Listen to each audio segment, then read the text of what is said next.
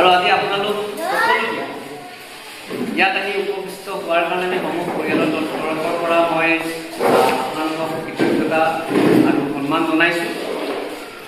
এই গ্ৰন্থখন দেউতাই নিৰ্দিষ্ট এটা সময়ত লিখা গ্ৰন্থ নহয়, তেখেতৰ নৱোত্থানৰ যি অভিজ্ঞতা, সেই অভিজ্ঞতাৰ বিভিন্ন সময়ৰ তেখেতে বুটলা বিভিন্ন ধৰণৰ তেখেতৰ নিজৰ চিন্তা, নিজৰ বিভিন্ন ধৰণৰ ঘটনা পৰিঘটনাৰ কিছু প্ৰবন্ধ, তেখেতৰ চিন্তাৰ সমাজক প্ৰতিফলিত কৰা, আমি বুটলি আনিব পৰা, আমি সংৰক্ষণ কৰিব পৰা কেইখনমান নাটক, তেখেতৰ অনুভৱেৰে প্ৰকাশ কৰা কেইটিমান কবিতা, তাতোতকৈ ডাঙৰ কথা আমাৰ বেতবাৰীৰ বিভিন্ন ধৰণৰ যিটো আমাৰ ইতিহাস বুলিয়ে কৈছোঁ, আমি যদি উভতি চাবলৈ বিচাৰোঁ আমাৰ আজিৰ পৰা প্ৰায় 50-60-70 বছৰৰ আগত মোৰ পৰিৱেশ কেনেকুৱা আছিল।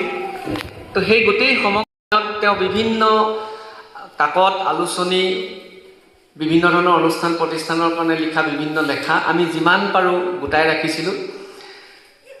যেতিয়া আমি জনা বুজা হৈছিলোঁ তেতিয়াৰ পৰাই অৱশ্যে আমি গোটাবলৈ যত্ন কৰিছিলোঁ।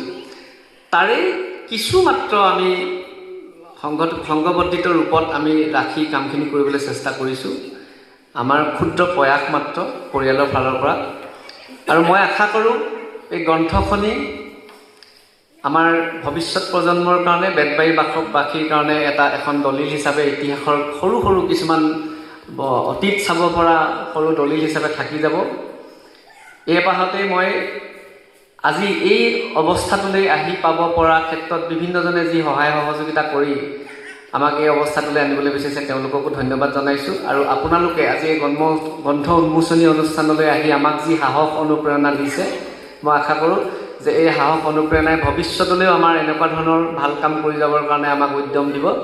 আৰু এইখিনি কথা কৈয়ে মই আজি এই গ্ৰন্থ উন্মোচনী অঞ্চলতে আপোনালোকক সাদৰেৰে আদৰণি জনাইছোঁ। ধন্যবাদ।